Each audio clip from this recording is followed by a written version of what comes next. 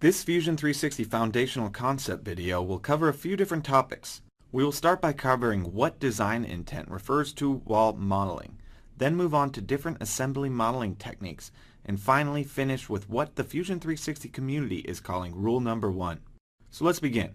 When modeling or making anything in a 3D design tool like Fusion 360, there is never a shortage of different ways of making the same geometry.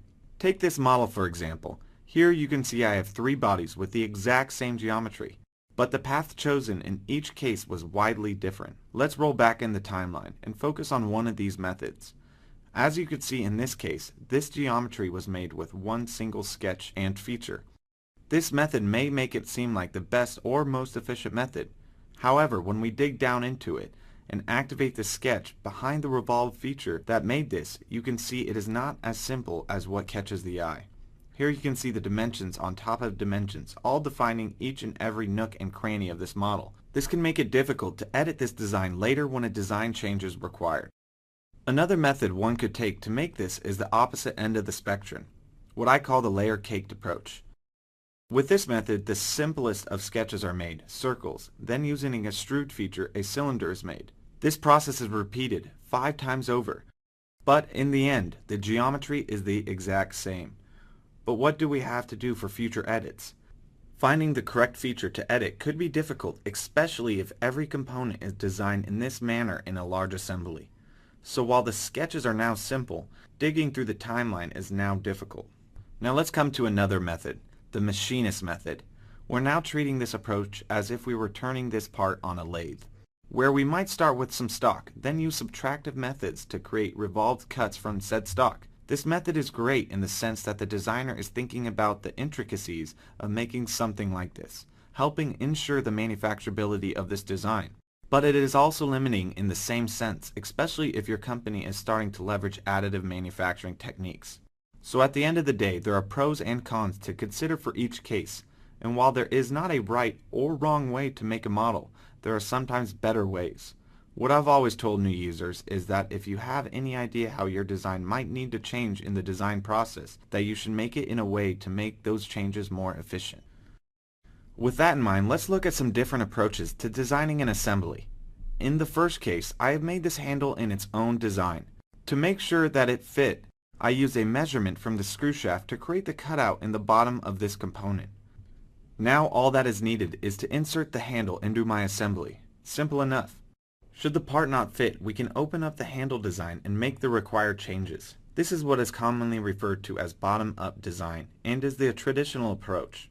One downside to this technique is the need to manage more files. On the other hand, this technique ensures that components can be reused across multiple assemblies. Our next assembly modeling approach is the top-down design approach. The next part I need is the protractor. In top-down design, parts, shapes, sizes, and locations can be designed in context to the other components. This technique ensures that components fit together more efficiently and components can be driven off each other. Before I do anything else, I want to adhere to rule number 1. A rule other members of the Fusion 360 community have found to be helpful when designing in this manner. Rule number 1 is to create a new component and activate it before making this. This will help ensure that the feature made during the next steps are contained fully within this component. This helps in locating and editing features that pertain to a particular component further down in the development process. Anyway, using this method, I can properly position the circular sketch centered on the hinge bolt, and it starts as simple as that. When I go to extrude this, Fusion 360 has found the profiles for the hinge bolt and the mounting screws, which helps me avoid interferences with those existing pieces. I'll then apply a simple chamfer, and in the next step I want to create the counterbores for the small bolts. Dropping in the points before accessing the whole feature is simple, again aided by the existing geometry. Next, I want the protractor edge to follow the existing edges of the base and side.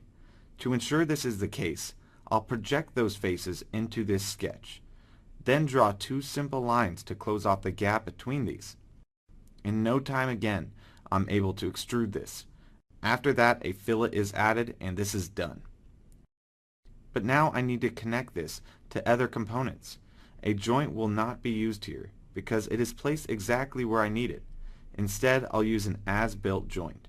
This joint will require I select this part and another I want to relate it to, then define any required motion, or I can just make it rigid.